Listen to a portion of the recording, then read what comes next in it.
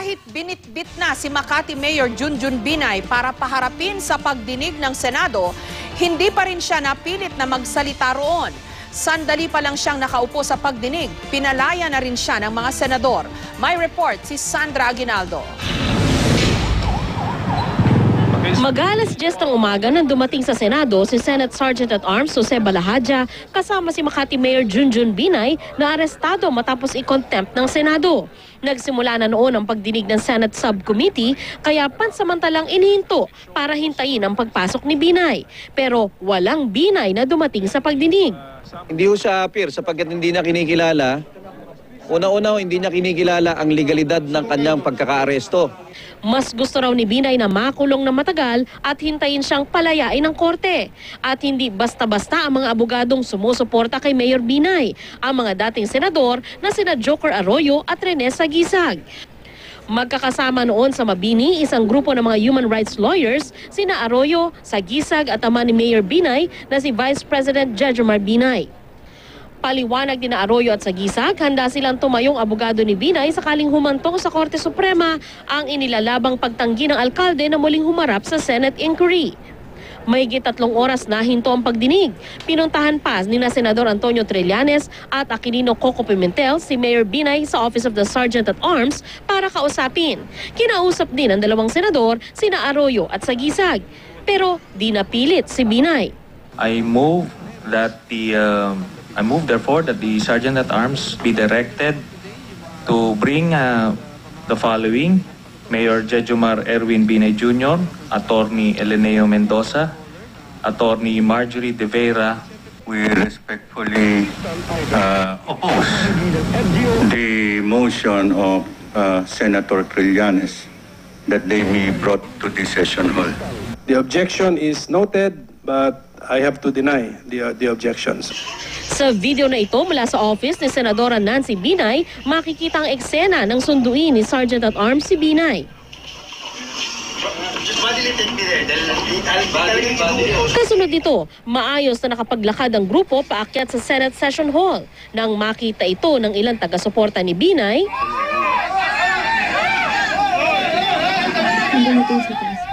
papasok sa Session Hall. Naging emosyonal din ang ilang taga-suporta ng mayor. I would like to ask first, Mayor Junjun Binay, kung nasaktan ba kayo when you were brought here? Order, please, sir. Kaya't umawat na si Cavite Governor John Vic Remulla. Si Mayor Binay, tila naman may iniindang pasa sa braso. Ang posisyon ko ho ay, ako po ay humarap na po dito sa Senado nung unang hearing. Ang lahat naman po ng hiningi ng Senado sa City Government, kung ito po ay nasa aming possession, ito naman po ay binibigay naman po namin. Kung kaya wala na pong dahilan para humarap pa ho ako dito sa hearing po na ito. Nasabi ko na po lahat ng dapat kong sabihin. Sa isang iglap, malaya na si Mayor Binay at 2 pang kasama.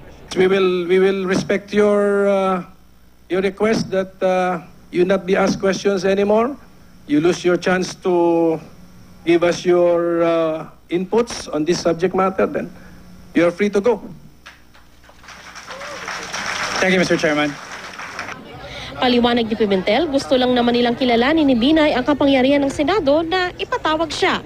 Kung ayaw naman daw itong sagutin ang mga tanong ay wala silang magagawa. Sina Makati City Administrator Eleno Mendoza at dating Administrator Marjorie De Vera arestado rin matapos makontempt. Sa kanyang press conference, ipinakita naman ni Binay ang pasa sa kanyang braso. May paliwanag naman ang Sergeant at Arms dito. Sabi ko sa Tena, ang ganawa ni Congressman Toby Tiangco, humarap siya doon sa harap ni Mayor Binay, no? So ako naman, hinawakan ko na yung kaliwang kamay. Humarap meaning hinarang? Hinarang talaga, hinarang niya talaga. Sabi niya, ayoko, we're resisting, gumanon siya. Medyo napadiin ho ang kapit at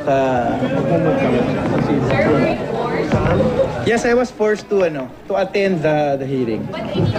Git ni Binay, may karapatan siyang humingi ng listahan ng itatanong sa kanya ng mga senador para mapaghandaan niya ito. Nilinaw naman ni na dating Senador Arroyo at Sagisag na papasok lang sila bilang abogado ni Mayor Binay kung kailangan na silang dumulog sa Supreme Court. Pero hindi raw kailangan ito sa ngayon.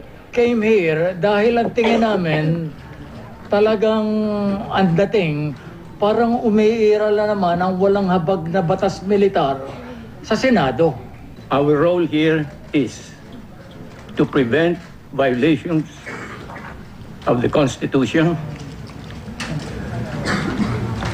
violations of human rights.